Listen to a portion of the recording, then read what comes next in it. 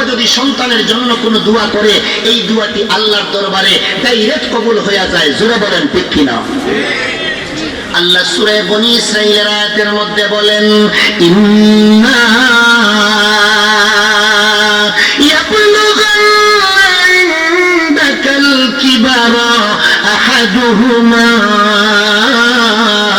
আও কিলাহুমা ফালা তাকুল লাহুমা উফফিন ওয়ালা তানহারহুমা ওয়া কুল লাহুমা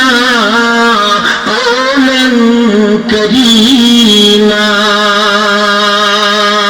আল্লাহ বলেন, এই সন্তানের তোমরা যদি তোমাদের মা বাবা দুজন অথবা যে কোনো একজনকে বৃদ্ধ অবস্থায় পাও, আমি আল্লাহ তোমাদেরকে বলে দিলাম তোমরা তোমাদের মা বাবার সঙ্গে এমন দুর্ব্যবহার করবে না যে দুর্ব্যবহারের কারণে তোমাদের মা বাবা কষ্ট পাইয়া উফ শব্দ মুখ দিয়ে উচ্চারণ করে।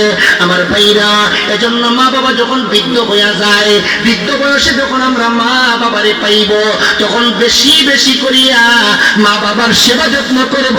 জুড়ে বলেন ঠিক কিনা? মা বাবা যখন বৃদ্ধ হয়ে যায় তখন মা বাবার খেদমতের বেশি প্রয়োজন দেখা দেয়, ঠিক কিনা?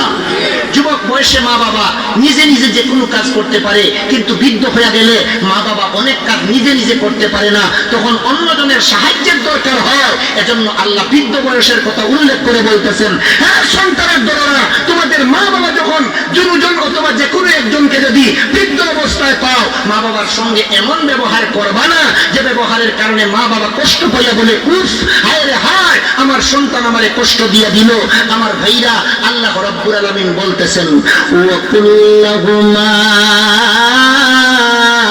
কাওলান কারীমা। এই সন্তানের তোমরা তোমাদের মা বাবার সঙ্গে ভদ্রতার সাথে কথা বলবে, নম্রতা অবলম্বন করিয়া কথা বলবে, মা বাবার সঙ্গে ধমক দিয়ে কথা বলবে না। কোন সন্তান যদি মা বাবার সঙ্গে ধমক দিয়ে কথা বলে, সঙ্গে সঙ্গে আল্লাহর আরশের মধ্যে কম্পন শুরু হয়ে যায়, ওই ব্যক্তির উপর আল্লাহর লানত পড়তে থাকে। এজন্য ভাই, মা বাবার সঙ্গে দুর্ব্যবহার করা যাবে না, যাবে না। জুড়ে জুড়ে বলেন ঠিক কিনা? হযরতে মূসা আলাইহিস সালাতু ওয়াস সালাম একবার আল্লাহর কাছে দোয়া করলেন, আল্লাহ আমি আপনার কাছ থেকে জানতে চাই জান্নাতে আমার বন্ধু কে হবে, জান্নাতে আমার সাথী কে হবে। আমি আপনার কাছ থেকে জানতে চাই। আমার ভাই ও বন্ধুরা, আল্লাহ রাব্বুল আলামিন গায়েব থেকে আওয়াজ দিয়ে জানায়া দিলেন, মূসা পয়গম্বর, আমি আল্লাহ যখন তোমারে জান্নাতে দিব, এই জান্নাতে তোমার সাথী হবে একজন খোসাই ব্যক্তি। সুবহানাল্লাহ বলেন। খোসাই চিনেননি ভাই? লালা বাজার গরু জবাই করা হয়নি, গরু ছাগল জবাই কইরা বাজারে যে গোশত বিক্রি করে তারে বলে খোসাই।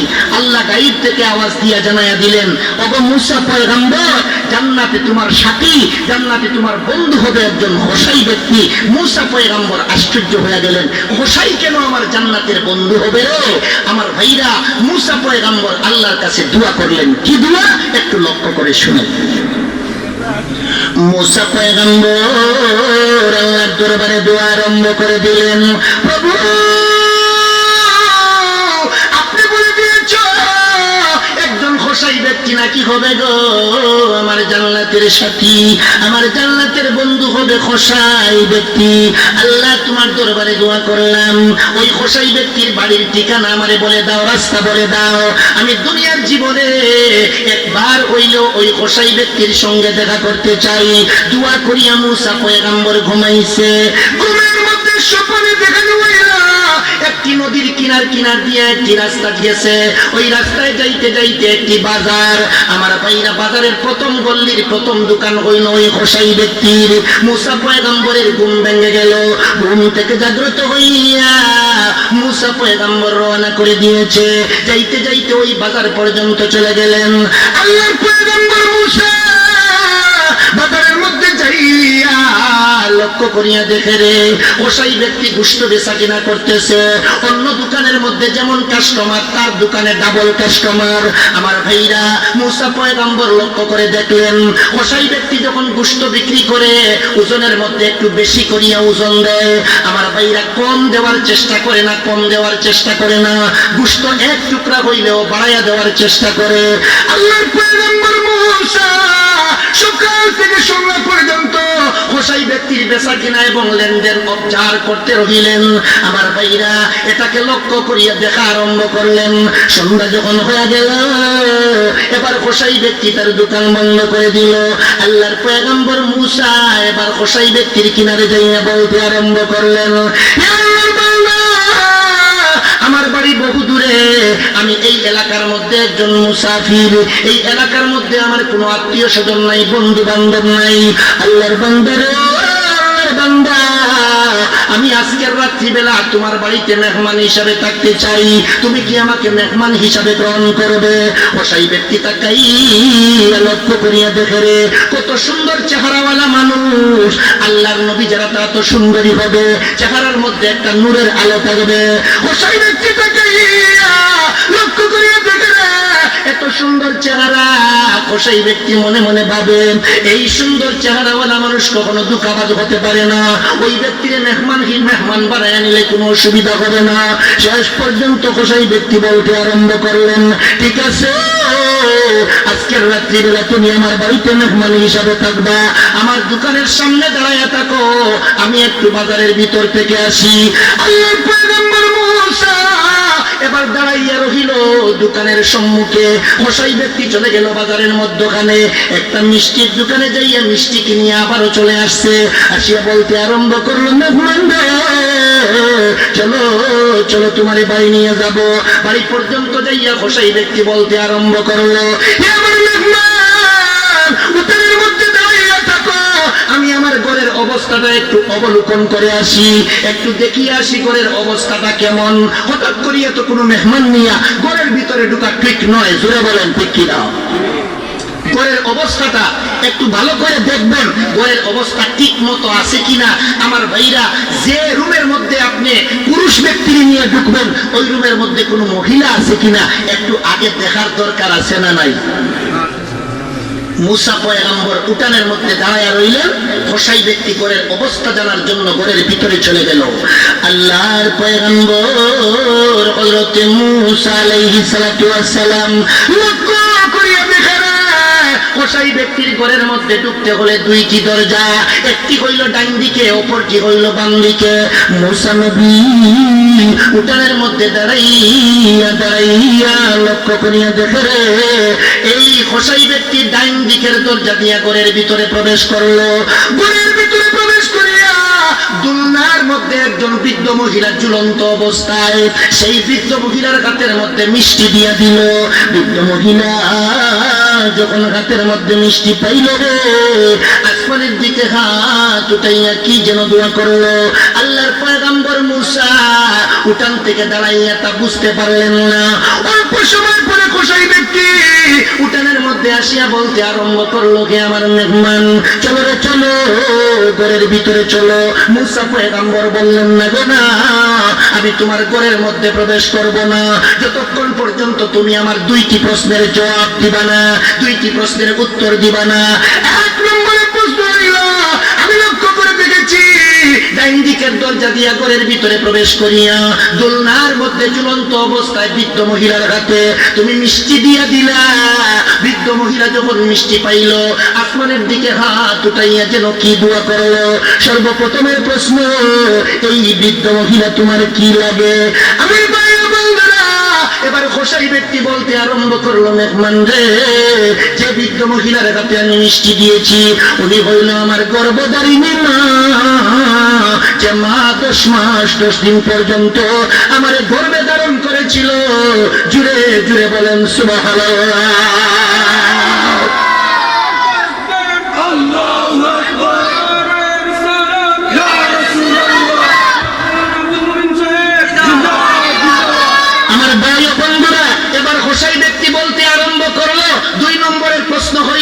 এই যে বৃদ্ধ মহিলা মিষ্টি পাওয়ার পরে উপরের দিকে হাত উঠাইয়া কি যেন ভাঙ্গা ভাঙ্গা আওয়াজ দিয়া দোয়া করলো।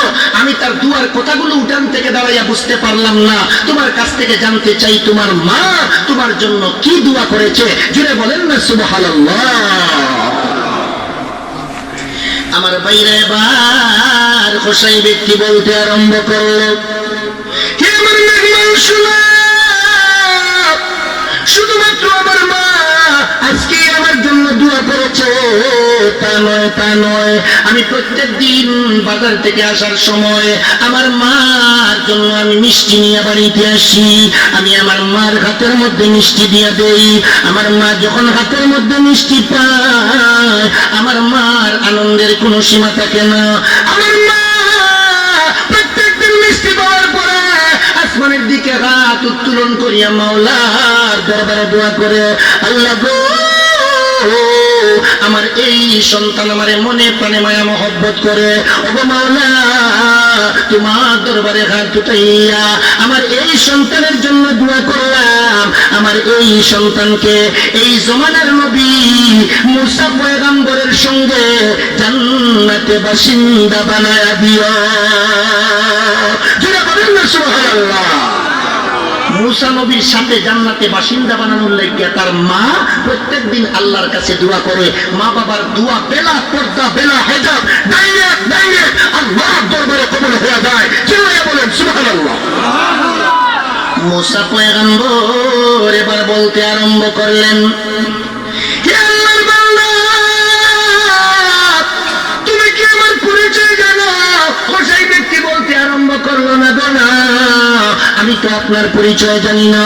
আল্লাহর বান্দা হোসাই ব্যক্তি এবার যেই মাত্র বলল আমি তো আপনার পরিচয় জানি না, মুসা পয়গম্বর বলতে আরম্ভ করলেন, আল্লাহর বান্দা রে, আল্লাহর বান্দা, আমি তোমাকে লক্ষ্য করে বলতেছি, তোমার মা প্রত্যেক দিন দুয়ার মধ্যে তোমার জন্য যে দোয়া করে, আল্লাহ যেন তোমাকে মুসা পয়গম্বরের সঙ্গে জান্নাতে বাসিন্দা বানায়া দেয়। আমি হইলাম সেই মুসা যে মুসার সঙ্গে জান্নাতে বাসিন্দা হওয়ার জন্য তোমার মা প্রত্যেক দিন তোমার জন্য দোয়া করে। হে আল্লাহর বান্দা, এবার বুঝতে পেরেছি তুমি আমার সঙ্গে জান্নাতে বাসিন্দা হইবা একমাত্র তোমার মার দুয়ার কারণে। চিল্লায়া বলেন সুবহানাল্লাহ।